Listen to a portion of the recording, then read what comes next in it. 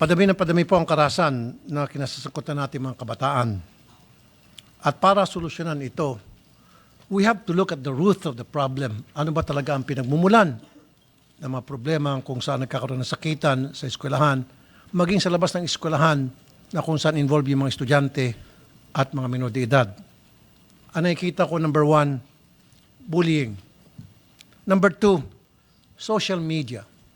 Number 3, home environment. Number 4, impluensya ng barkada.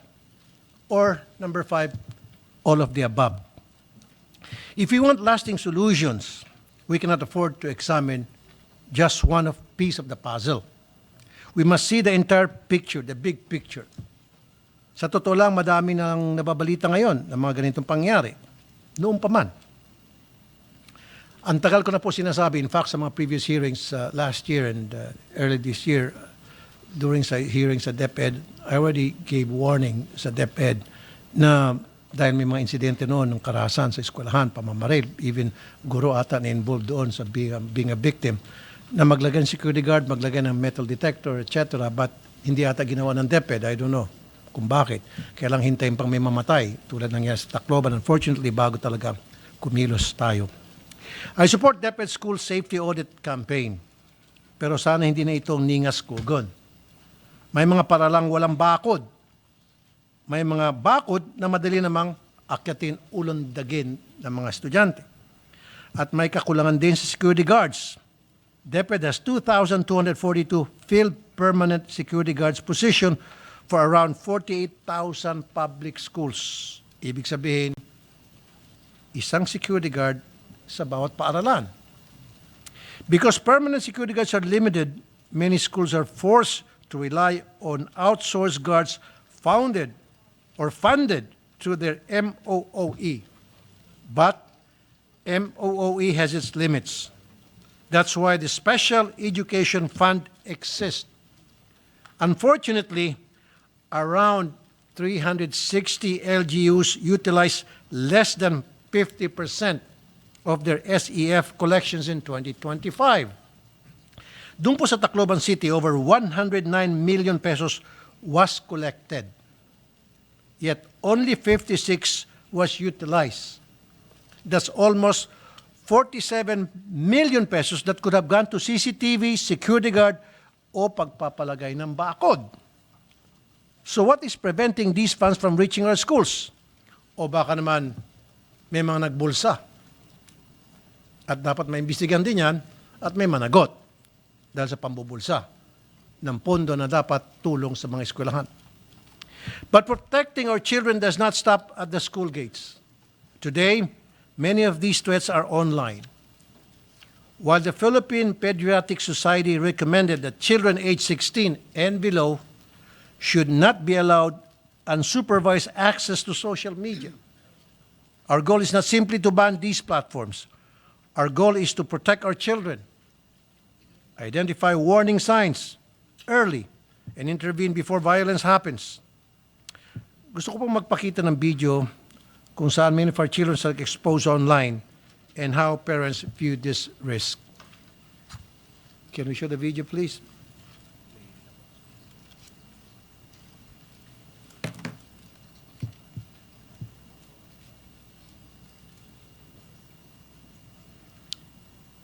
Okay. Wala atang audio.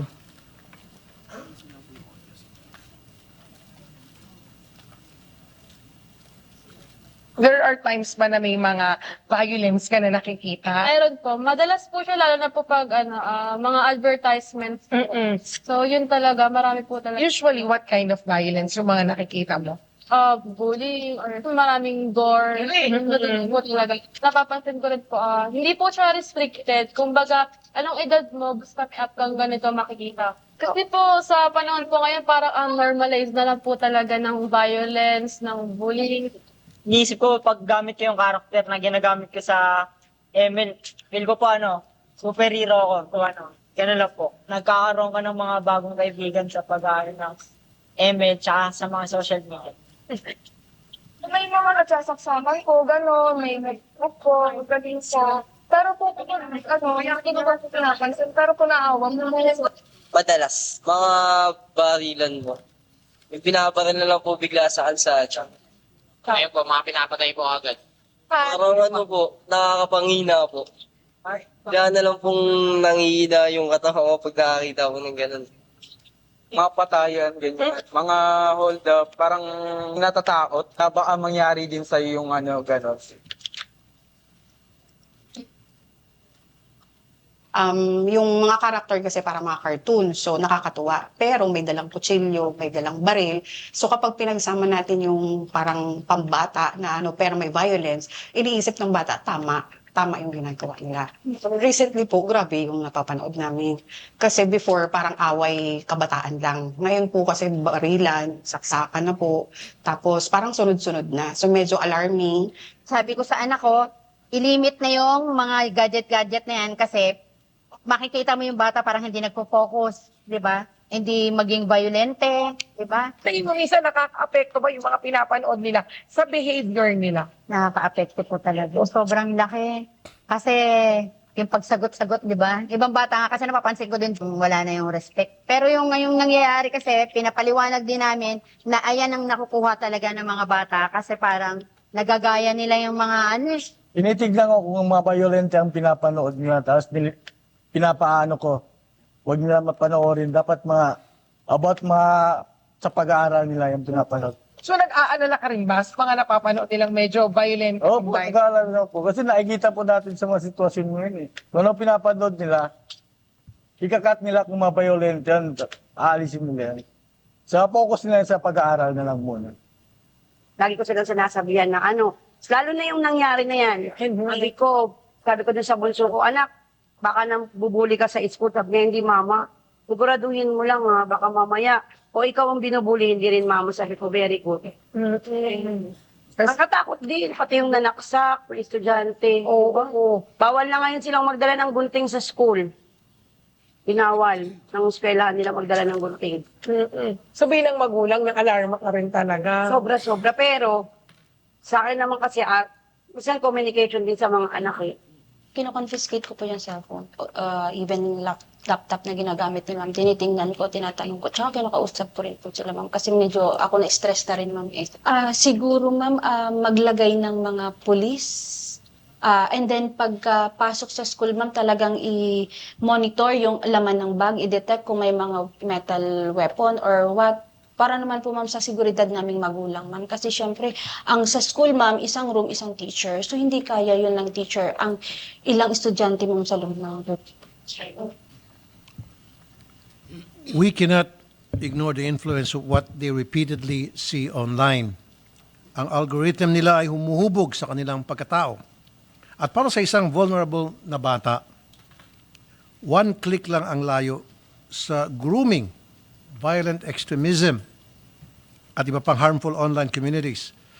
This is precisely the subject of the Senate resolution I filed to investigate the online and digital communities preying on Filipino youth. Kapag ang isang bata ay nagpo-post ng baril, school shooting, references o iba pang violent content, hindi dapat dumaan lang sa news feed. Dapat red flag na agad. At hindi lang ang post ang dapat bantayan, pati ang comments. Kapag ang comments ay stream it, do it, o naghihikayat ng karahasan, hindi na ito simpleng engagement. It is a cry for intervention. Today, artificial intelligence or AI can already detect keywords, images, videos, and patterns linked to credible threats. The technology is already here with us. Ang kulang ay mabilis na koordinasyon. Yun po ang kulang sa atin. The moment a credible threat is detected, social media platforms should already be coordinating with government agencies. But of course, prevention is always our first line of defense. But when prevention fails, rehabilitation should never fail as well. 20 years after the enactment of Juvenile Justice and Welfare Act, our rehabilitation system remains incomplete. Excuse me. only 28 out of 117 operational by Pag-asa facilities have valid DSWD accreditation, and only 24% fully comply with the standards meant to rehabilitate and protect children. Mas nakakabahala po. Kasi nga naman, only 33 of our 82 provinces have Bahay Pag-asa, while 49 still have none. Among our 33 highly urbanized cities, 5 still do not have one, including Tacloban. Section 50 requires highly urbanized cities and provincial governments to provide and maintain Bahay Pag-asa facilities. Anong nangyari sa LGU ng Tacloban? Nasaan na punta yung budget para sa pagpapatayo nyo ng Bahay Pag-asa? Naniniwala ako na hindi sila dapat ihalo sa hardened criminals. Everybody believes that. Pero hindi rin dapat mawala ang mensahe na ang bawat aksyon ay may consequence. Hindi yung nakikita ng mga bata, kapag ako ay nag-commit ng crime, pupunta ako sa Bahay Pag-asa. At pagdating doon, magbabasketball kami, may ping-pong, papakita na sila ay nilalektura ng kanilang DSW social worker, kumakain sila, sama-sama, nagtatawanan. Pagdating sa gabi, nandun sila sama-sama sa isang kwarto, mag-usap-usap. Saan dito yung takot may papakita sa mga bata? They will think that's excursion, camping. Dapat papakita natin na merong katapat na parusa ang bawat gagawin yung kasalanan. And that's why I will suggest na dapat magpapatayo ng separate facility para doon sa mga bata na nag-commit ng heinous crimes, separate from Bahay Pag-asa. To let them feel and see na kapag ikaw may gumawa ng kasalanan, merong consequence kapalit niyan.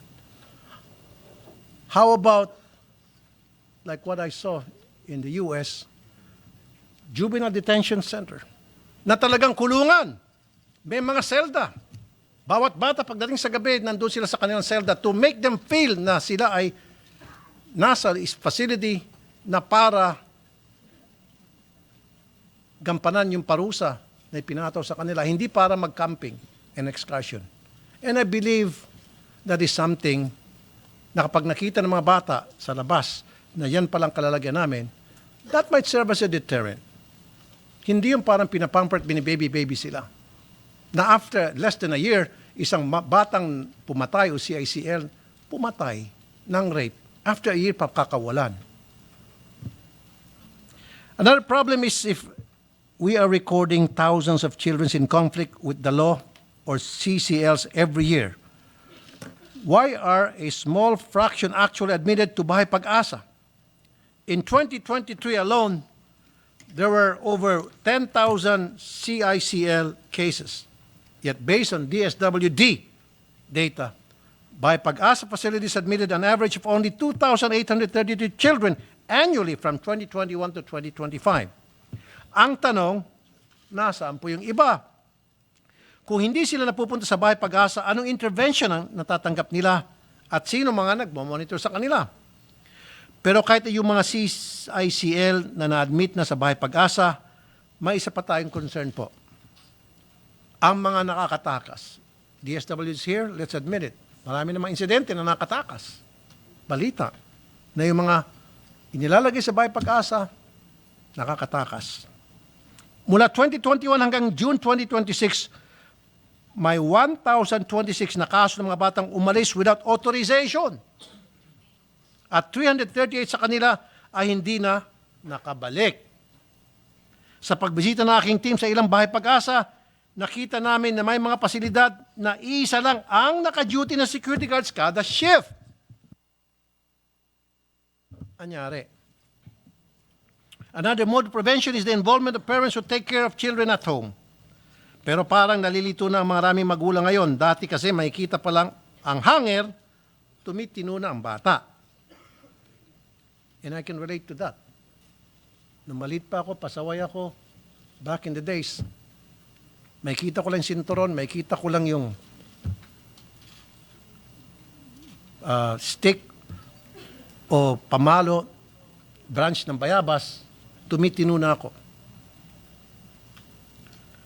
Marami mga magulang natatakot na baka pagdisiplina nila ay mapagkamalang child abuse o violation of RA 7610. So how do we reconcile that? Na yun, nung panahon, papalo niyo bata ng sinturon, tangkay ng bayabas, nagkakasugat, pasa. That's part of the discipline. Tumitino yung bata. Pero ngayon, pag ginawa niyo yan, 7610. Makukulong ka, magulang ka. Pero kapag ikaw naman ay naging pabaya, hindi mo pinalo yung bata, hindi mo pinagalitan, kasi nga baka sabihin nila verbal abuse, emotional abuse, kapabayaan mo naman. So saan lulugar ang mga magulang? That is something that we have to discuss here. Kaya kailangan natin linawin ano bang effective, legal at healthy discipline para sa mga bata at home. At kung parehong nagtatrabaho ang mga magulang o OFW, paano natin mabibigyan ng suporta mga guardian na siyang kasama ng mga bata araw-araw? High time na ang PTA hindi lang tungkol sa performance sa classroom. Ito, DepEd. Tagal ko na sinasabi ito, Madam Chair. Every time na magkaroon ng PTA meeting, ang palaging pinag-uusapan sa mga eskwelahan ay kung anong project ang pwede nilang aksyonan at pwedeng pagkontribusyonan na para magawa yung project sa eskwelahan yon. Hindi dapat. Dapat sa PTA meeting, ang pinag-uusapan ng magulang at mga guro tungkol sa child development, tungkol sa behavior ng bata, whether sa bahay o sa school. From now on, that should be the direction that should be followed by all schools. Every time na magkaroon ng PTA meeting, focus on the development of the child, not on how to develop projects in school through contributions from the parents of the children. Isa pa, beyond counseling and intervention, we should also explore more structured discipline programs, such as supervised boot camps or carefully designed immersion programs that help young offenders understand the real consequences of criminal behavior. Baka pwede sila bumisita sa mga kulungan para makita nila kung gaano kahirap ang buhay sa preso, ng mga preso. At pwedeng matrain ng mga reform ex-convicts na pwede magbigay ng lecture sa mga bata. Wala ako nakikitang problema, mga social worker, doon sa Bahay Pag-asa, na nilecture ang kinakausap yung mga child offenders. Pero mas maganda kung sasamahan ng mga reformed ex-convict na nagiging productive members of the society, mag-lecture sa kanila and tell them stories about themselves and what made them reform. At wag silang gayahin, so forth and so that. And that would add credibility doon sa magiging seminar para sa mga bata sa Bahay Pag-asa from these reformed ex-convicts. And lastly, rehabilitation should protect the child who needs second chance and the innocent child who deserves to feel safe. Habang may mga magulang na ginagawa ang lahat para maprotektahan ang kanilang mga anak, hindi natin pwedeng sabing bahagi lang ito ng sistema kapag silang nadamay. That is why we must ensure the rehabilitation delivers real outcome and that juvenile justice system is properly enforced. With this, I reserve my questions later, Madam.